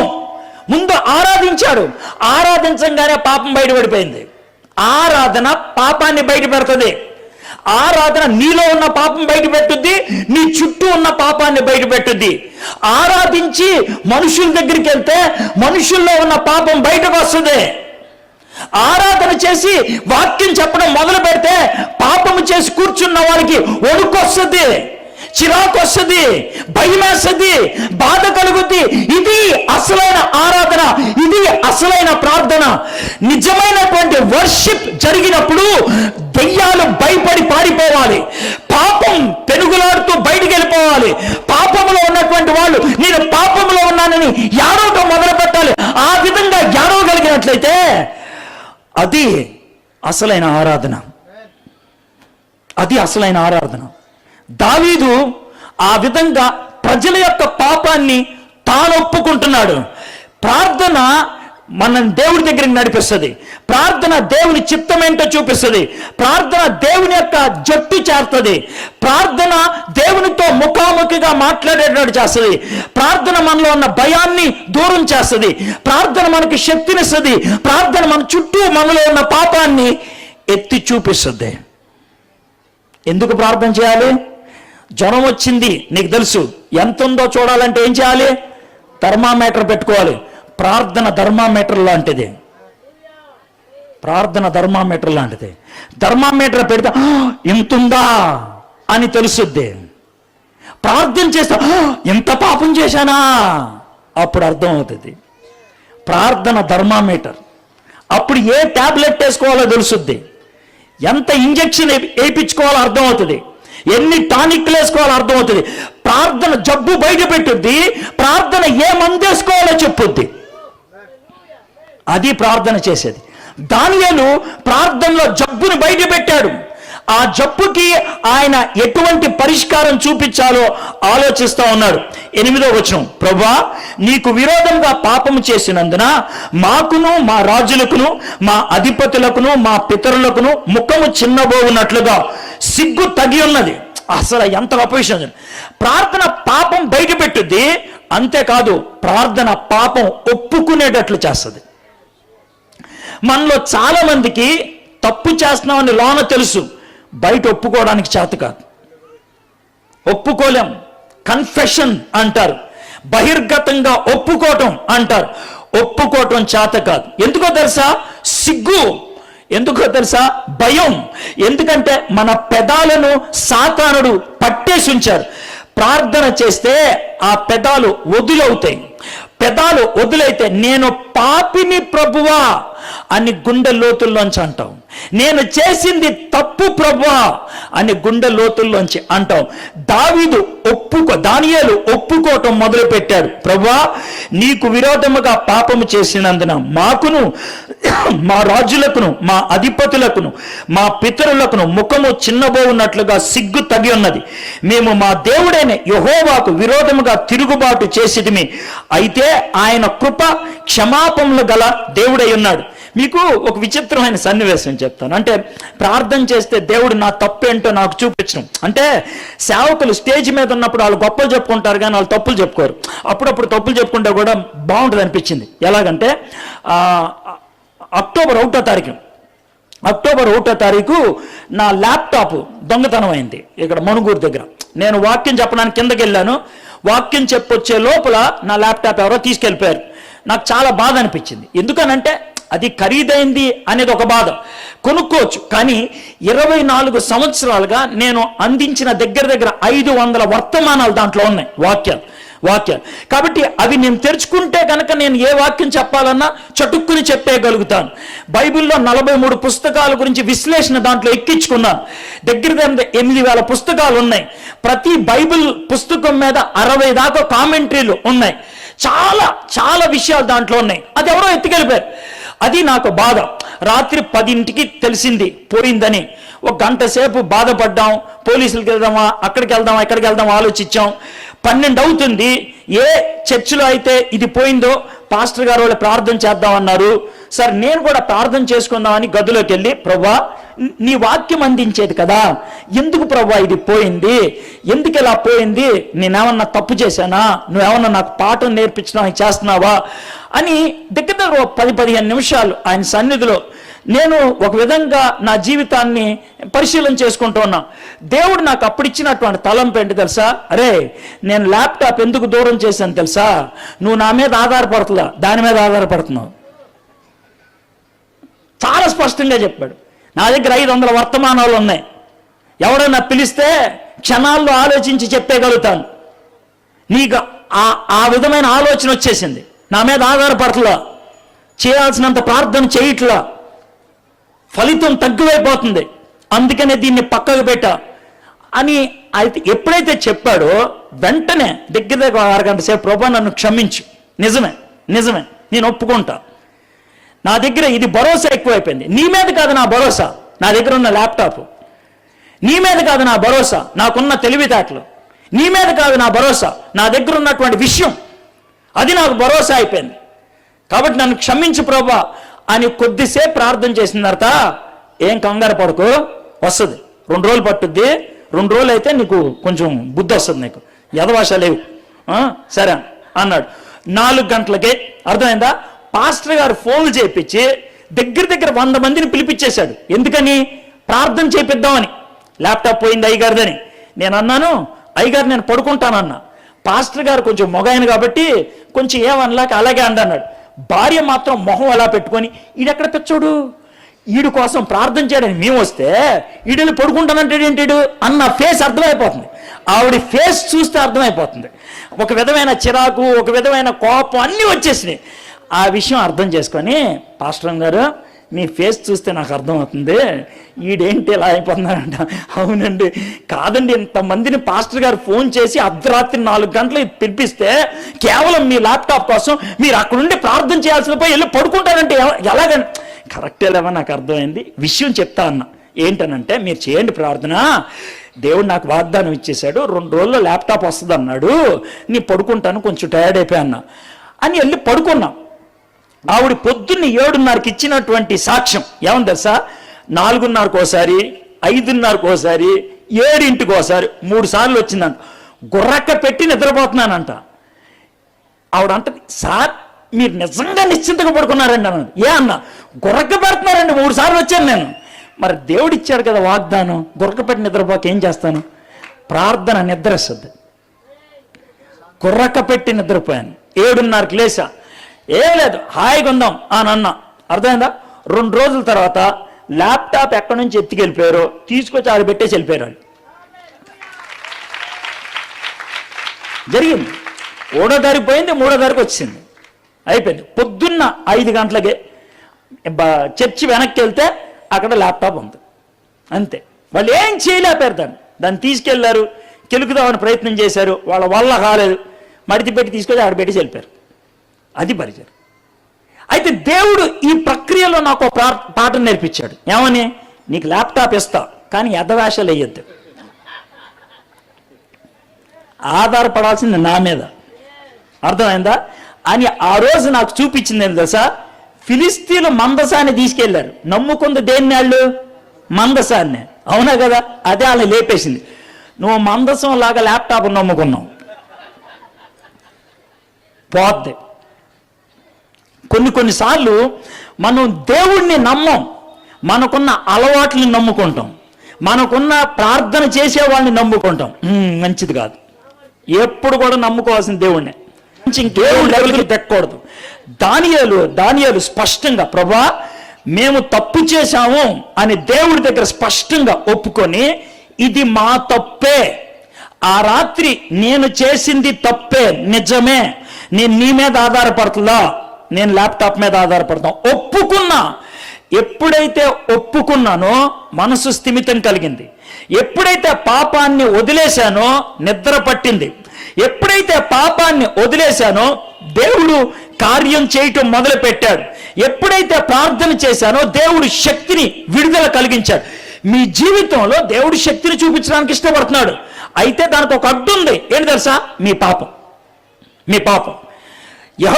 యెషయా గ్రంథంలో దేవుడు అంటారు తెలుసా, మీరు చేసే ప్రార్థనలు నా దగ్గర రావట్లేదురా, మీకు నాకు మధ్యన గోడ అడ్డుంది. ఏం గోడ? దాన్ని లేపేద్దామా? ఆ గోడను లేపాల్సింది నువ్వే, నేను కాదు. ఏం గోడ ప్రభు? అది పాపపు గోడ. మీరు చేసిన పాపాలు గోడ అడ్డు ఉంది. అందుకే మీరు ఎంత మొత్తుకున్నా, ఎంత అరిసినా రావట్లా. దానియేలు అది గ్రహించి ఆ గోడ బద్దలు కొట్టేశాడు. ఆ గోడను బద్దలు కొట్టాలంటే ఏం చేయాలి? చేసింది మేమే, మా తప్పు అని ఒప్పుకున్నాడు. ఆయన తన దాసులకు 10వ వచనం, ఆయన తన దాసులకు ప్రవక్తల ద్వారా మాకు ఆజ్ఞాపించిన వాటిని అనుసరించి నడుచుకొనవలనని సెలవిచ్చాను గాని మేము మా దేవుడని యెహోవా మాట వినకపోతిమి. ఇశ్రాయేలీయులందరూ నీ ధర్మశాస్త్రం అతిక్రమించి నీ మాట వినక తిరుగుబాటు చేసిరి. మేము పాపము చేసిదిమి గనుక నేను శపించదనని నీవు నీ దాసులకు మోషే ధర్మశాస్త్రమందు ప్రమాణము చేసి ఉన్నట్లు ఈ శాపమును మా మీద కుమ్మరించిదివి. ఎంత స్పష్టంగా చెప్తావు, నీ పద్ధతిలో వెళ్ళిపోయా ప్రభా, నువ్వు చేసింది తప్పేం కాదు, తప్పు మాది. మాకొచ్చిన జబ్బు, మాకొచ్చిన కష్టం, మాకొచ్చిన బాధ కారణం మేం చేసిన తప్పు మా మీద శాపమై కూర్చుంది, మేము చేసిన పాపం మా మీద కష్టమై కూర్చుంది. పైగా దానియేలు ఎవరి పాపాన్ని ఒప్పుకుంటున్నాడు? తాను చేసిన పాపాన్న? అదొకటే కాదు, అందరూ పాపాన్ని ఆయన ఒప్పుకున్నాడు. ఇక్కడ ఇంకొక ప్రాముఖ్యమైన సూత్రాన్ని మీకు చెప్తాను, కుటుంబంగా మీకు చెప్తాను, ఊరు మొత్తానికి అన్నట్లు పాస్టర్లకి చెప్తాను. జాగ్రత్త వినండి. 2 విషయాలు. మీ కుటుంబంలో కొన్ని ప్రార్థనలకి జవాబు దొరకదు. అంటే ఇంకెప్పటికి దొరకదండి? దొరుకుద్ది. ఎప్పుడు దొరుకుద్దో తెలుసా? ఆ కుటుంబం మీద ఉన్న శాపాన్ని ఎత్తిపట్టి ప్రార్థన చేయాలి మనం. అప్పుడు దాకా దానికి విరుగుడు ఉండదు. కుటుంబానికి శాపం ఏంటండి అని అంటారేమో.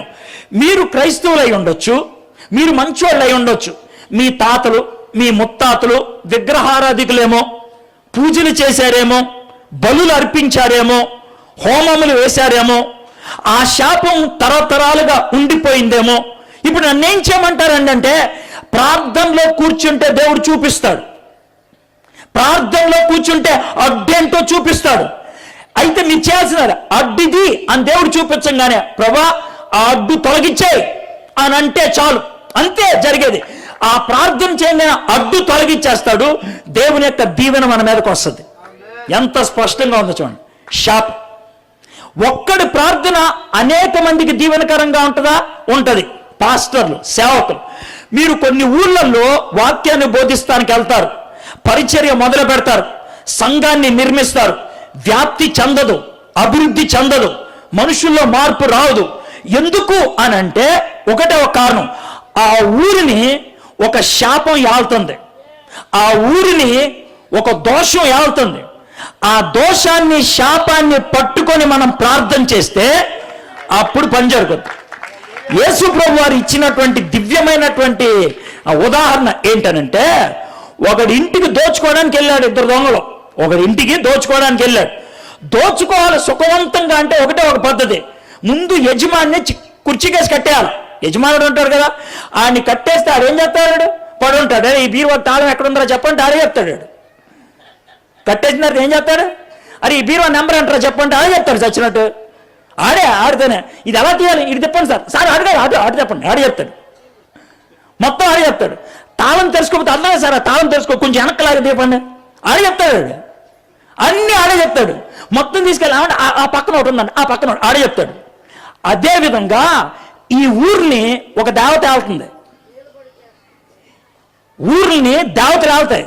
కాబట్టి ఆయన్ని పట్టుకొని కట్టేశారా, కడితే చచ్చేది ఆడే చెప్తాడు. అటెళ్ళండి ఇటెళ్ళండి ఇటెళ్ళండి అంటాడు. అది విషయం, అది జరిగింది.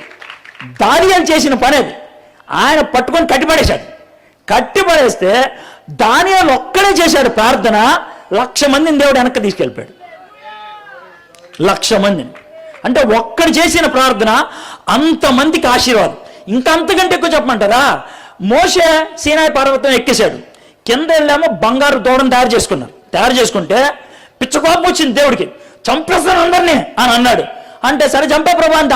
మోషే పక్కొచ్చాడా? లేదు.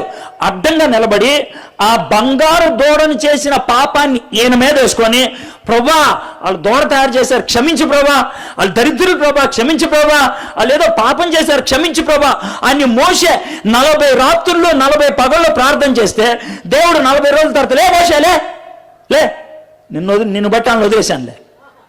ఎంత అద్భుతమైన మాట, నిన్ను బట్టి. అదేవిధంగా ఇక్కడ కూర్చున్నటువంటి మీరు మీ కుటుంబం కోసం ఆ విధంగా ప్రార్థన చేస్తే మీ కుటుంబం మీద ఉన్న శాపం పోతుంది, మీ కుటుంబం మీద ఉన్న దోషం పోతుంది, మీ కుటుంబం మీద ఉన్నటువంటి జబ్బు పోతుంది, మీ కుటుంబానికి రావాల్సిన ఆశీర్వాదం వస్తుంది. ఇది ప్రార్థన. ప్రార్థన మంచిదా కదా చెప్పండి నాకు. చాలా మంచిది. ఎంత గొప్ప విషయం చూడండి. ప్రార్థనలో మనం శాపాలను తొలగించగలుగుతాం. సరే, టైం అయిపోయింది కాబట్టి ఆయన ఆ విధంగా ప్రార్థన చేసుకుంటూ వస్తూ చివరికి, ప్రభా నువ్వు చెప్పావు కదా మమ్మల్ని వెనక్కి తీసుకెళ్తానని, తీసుకెళ్ళి ప్రభా అని అన్నాడు. ఈ విధంగా ఆయన ప్రార్థన చేస్తూ ఉంటే ఏమైందో తెలుసా? 22 రోజులు ప్రార్థన చేశాడు. ఎన్ని రోజులు? 22 రోజులు. 22 రోజులు ఆ నది పక్కన ఉండి ప్రార్థన చేస్తూ ఉంటే ఉపవాసం. 22 రోజుల తర్వాత దూత వచ్చాడు, పరలోకం నుంచి దూత వచ్చాడు. వచ్చి, అయ్యా దానియేలు, దేవుడు ఈ జవాబు ఇమ్మన్నాడయా నీకు, దేవుడి జ్ఞానాన్ని నీకు ఇమ్మన్నాడయా, దేవుడు ఈ మాట నీకు ఇమ్మన్నాడయా అంటే, చాలా సంతోషం అండి దూత గారు, మీకు చాలా సంతోషం అని అన్నారు. అయ్యా దానియేలు అంటే ఏంటని, నేను వెళ్తున్నాను కానీ కొంచెం నా కోసం ప్రార్థన చేయవా? ఎవరు దేవదూత అడుగుతున్నాడు. కొంచెం నా కోసం ప్రార్థన చేయవా అన్నాడు. ఏమైందని అన్నాడు. ఏం చెప్పమంటావు? నీకు మాట చెప్పమంటావా? నువ్వు ప్రార్థన మొదలు పెట్టావా? ప్రార్థన మొదలుపెట్టిన 5 నిమిషాలకి, ప్రార్థన మొదలుపెట్టిన 5 నిమిషాలకి దేవుడు నన్ను పొమ్మన్నాడు జవాబు తీసుకొని. మరి 5 నిమిషాలు పంపిస్తే 22 రోజులు పట్టిందంటే నీకు ఏం చెప్పంటావు?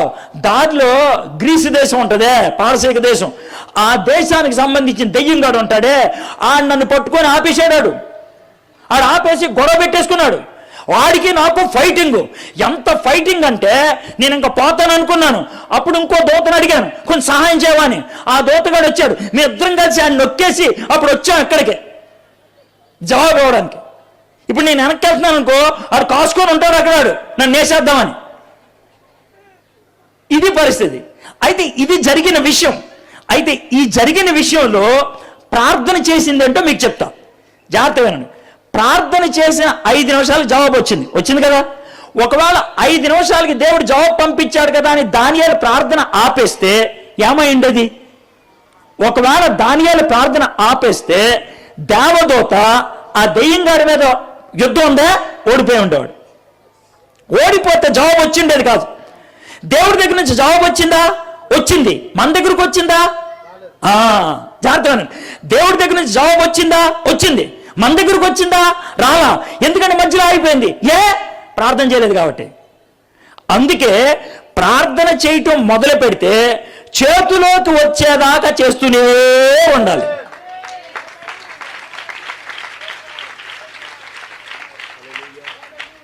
మీకు అర్థం అవడం చెప్తున్నాను సులభంగా. చేతిలోకి వచ్చేదాకా ప్రార్థన చేయాల్సి. కొంతమంది గురించి చెప్తాం, అరే రేపు రారా 1000 రూపాయలు ఇస్తానంటే, అరే అడిగి ఇచ్చేదా గ్యారెంటీ లేదురా అంటారు. అవునా కదా? అరే ఆడు అంటారు ఇచ్చేదా గ్యారెంటీ అంటే. దేవుడు అలా గ్యారెంటీ లేడని కాదు, దేవుడు ఇస్తానంటే ఇచ్చేస్తాడు, కానీ మధ్యలో ఆపేస్తాడు. మన దగ్గర రాలేడు. మన చేతిలోకి వచ్చేదాకా ప్రార్థన చేస్తూనే ఉండాలి. దానియేలు చేజిక్కించుకున్నాడు. అందుకనంటే ప్రార్థన చేస్తూ ఉండటం బట్టి ప్రార్థన చేతికి జవాబిచ్చింది. ప్రార్థన ఎంత గొప్పదో మీకు అర్థమైంది కదా. ప్రార్థన గురించి ఒక చిన్న సంఘటన చెప్పేసి నేను ముగిచ్చేస్తాను. ఇది ఒక 6 నెలల క్రితం జరిగినటువంటి విషయం. వాట్సాప్లో, ఫేస్బుక్లో ఈ కథ చాలా ఎక్కువ మంది చెప్పుకుంటూ ఉన్నారు.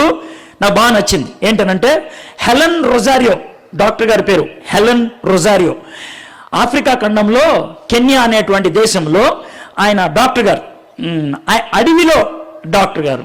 అడవి ప్రాంతాల్లో చాలా పేదవాళ్ళు, అడవి జాతి మనుషులు ఉంటారే, వాళ్ళ మధ్యన ఒక చిన్న ఆసుపత్రి కట్టి ఒక అనాథాశ్రమం పెట్టి ఆయన నడిపిస్తూ ఉన్నాడు. అయితే అన్నీ ఆయనే చేస్తాడు. ఆడవాళ్ళ విషయాలు, మగవాళ్ళ విషయాలు అన్నీ ఒకటే డాక్టర్.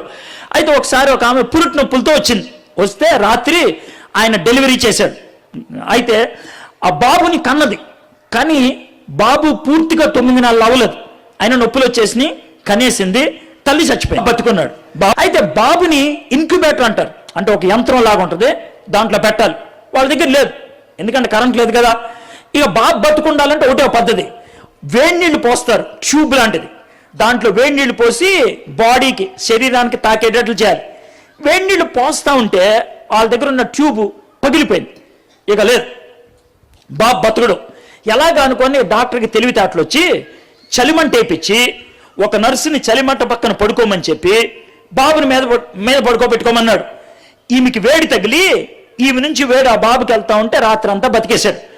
పొద్దున్న 9 గంటలకి డాక్టర్ గారు ఏమన్నారంటే, ఈ బాబు బతుకుండాలంటే 3 గంటలకల్లా వీడి శరీరానికి వేడి నీళ్ళు ట్యూబ్ తాకాలి, లేదా చచ్చిపోతాడు.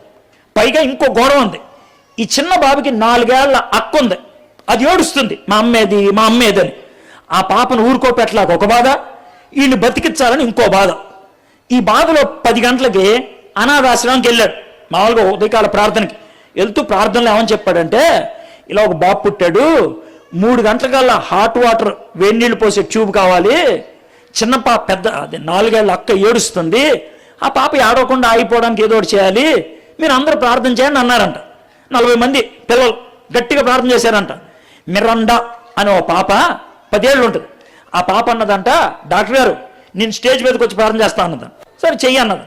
అంటే అది వచ్చి స్టేజ్ మీదకి వచ్చి పెద్ద ప్రార్థన ఏం చేయాల, స్టేజ్ పైకెత్తి తల వేసేయా, 3 గంటలకి ఆ వేడి నీళ్ళు పోసుకునే ట్యూబ్ రావాలి. 3 గంటలకు ట్యూబ్ రావాలంటే డాక్టర్ గారి దగ్గరికి 2:45కి అందాలి. నువ్వేం చేస్తావో తెలియదు. 2:45కి వేడి నీళ్ళు ట్యూబ్ డాక్టర్ గారి చేతిలో ఉండాలి. పైగా పెద్ద పాప ఏడుస్తుంది కదా, ఆ పాపకి బొమ్మ ఒకటి కావాలి, బార్బీ బొమ్మ, ఆ బొమ్మ ఒకటి. ఇది 2:45కి మాకు అందాలి, నువ్వేం చేస్తావో తెలియదు అని చెప్పిందంట దేవుడికి.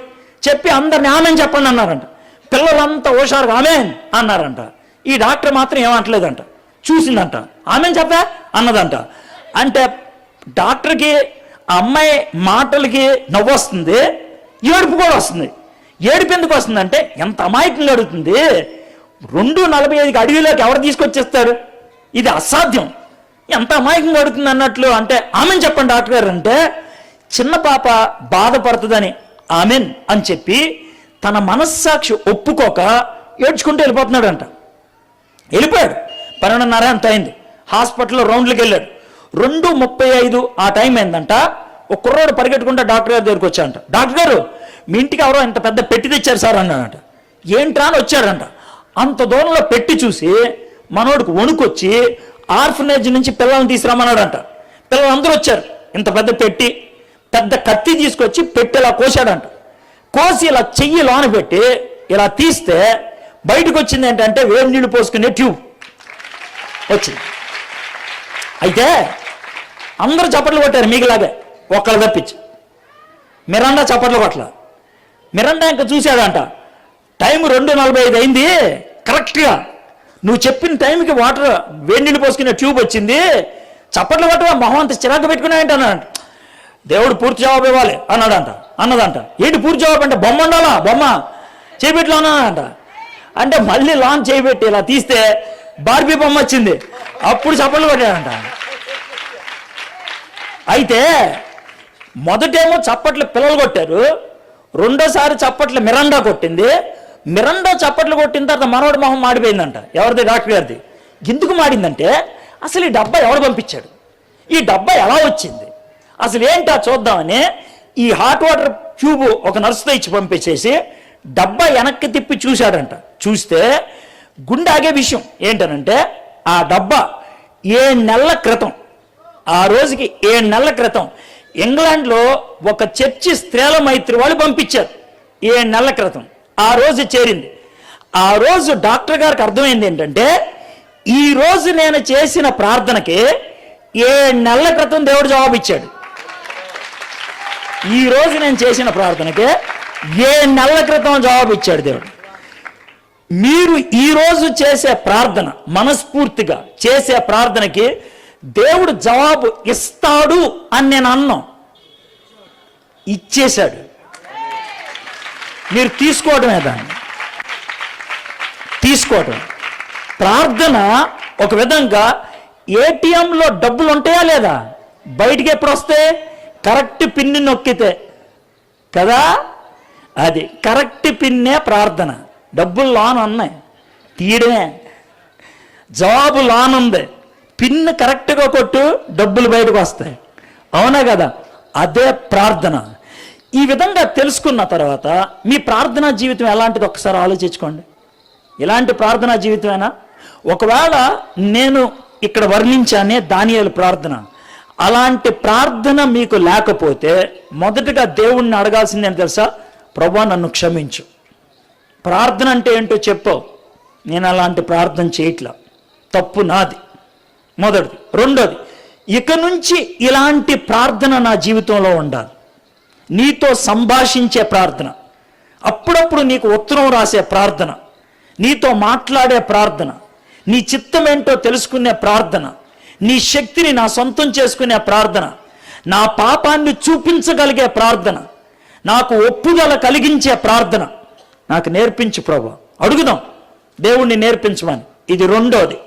మూడోది, ఈరోజు మిమ్మల్ని ఇప్పటికిప్పుడు కలత చెందించేది ఏదైనా ఉందా? ఏదైనా ఒక్క విషయం ఆలోచించు.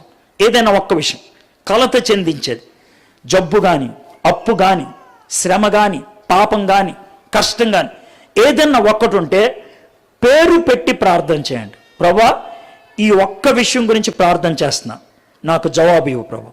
3 విషయాలు చేద్దాం మనం ప్రార్థన. ఒకటి, మన ప్రార్థనా జీవితం సరి చేసుకోవాలి, సరిగ్గా లేవు ఒప్పుకుందాం. రెండోది, ప్రార్థనా జీవితంకి అప్పగించుకుందాం, కమిట్ అవుదాం. రెండోది.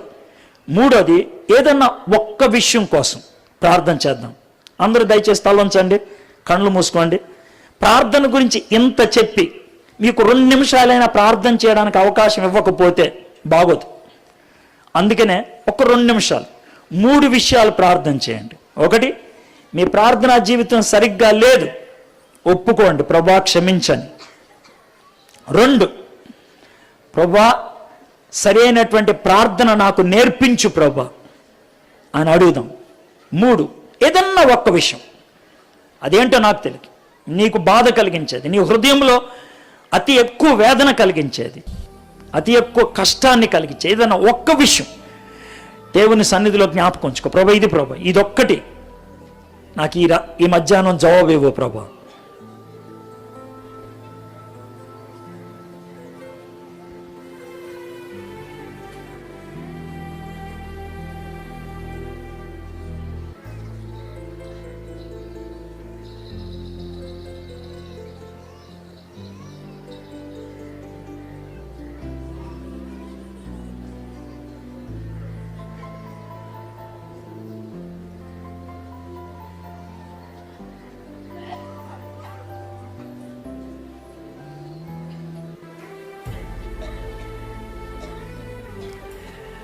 మా దేవా, మా ప్రభా, ప్రార్థన అనేటువంటి శక్తివంతమైన సాధనను మాకు అనుగ్రహించావు ప్రభా. పరలోకములో నిన్ను చేరుకోవడానికి, మాకున్నటువంటి ప్రతి అవసరతను మీతో పంచుకోవడానికి, మీ దర్శనాల్ని గ్రహించటానికి, మీ చిత్తాన్ని తెలుసుకోవడానికి ఒక అద్భుతమైనటువంటి వారధిగా ప్రార్థన చేసావు ప్రభా. ప్రార్థన లెక్క చేయలేదు ప్రభా, ప్రార్థనని మంత్రంగా చేశాం ప్రభా. ప్రార్థన తలకాయ నొప్పి వచ్చేటట్లు చేసుకున్నాం, ప్రార్థన నిద్ర వచ్చేటట్లు చేశాం, ప్రార్థన అంటే ఇష్టం లేకుండా చేసేసుకున్నాం ప్రభా. క్షమించమని అడుగుచున్నాం. క్షమించు ప్రభా, క్షమించు ప్రభా, క్షమించు ప్రభా, క్షమించు ప్రభా, క్షమించు ప్రభా. యేసయ్యా, పరిశుద్ధాత్మని యొక్క సహాయం లేకుండా ప్రార్థన చేయలేం ప్రభా. మేము పరిశుద్ధాత్మదేవా, ప్రార్థన నేర్పించు. చెప్పనా సఖ్యమైనటువంటి మూలుగులతో మా పక్షాన ప్రార్థన చేయి పరిశుద్ధాత్మదేవా. పరలోకపు ప్రార్థన నేర్పించిన యేసయ్య మాకు నేర్పించేసయ్యా. తండ్రి చిత్తానికి తలవొగ్గిన గెత్సెమనే ప్రార్థన మాకు నేర్పించు యేసయ్యా. అరణ్యములో ఏకాంతముగా తండ్రితో గడిపినటువంటి ఆ చక్కటి అనుభూతి మాకు నేర్పించమని అడుగుచున్నాం యేసయ్యా. మా దేవా, మా ప్రభువా, ముక్కాముల గ్రామం గురించి ఈరోజు అందరి మధ్యన ప్రార్థన చేయాలని ఇష్టపడుతున్నాను ప్రభా. ఈ గ్రామాన్ని ఏలుతున్నటువంటి సాతానుని బంధించి నరకములో పడేయమని అడుగుచున్నాను ప్రభా. ఈ గ్రామాన్ని ప్రభా సాతాను యొక్క ఆ దురాత్మ యొక్క హస్తములోంచి విడిపించమని అడుగుచున్నాను ప్రభా. ఈ గ్రామస్తులు ప్రభా నీ వాక్యం వినకుండా వాడు చేస్తున్నాడు ప్రభా. ఈ గ్రామస్తుల యొక్క మనోనేత్రాలు గుడ్డితనం కలిగిస్తున్నాడు ప్రభా. వాళ్ళ చెవిలో వాక్యము వినబడకుండా చేస్తున్నాడు ప్రభా. వాళ్ళ హృదయంలో వాక్యము అర్థం కాకుండా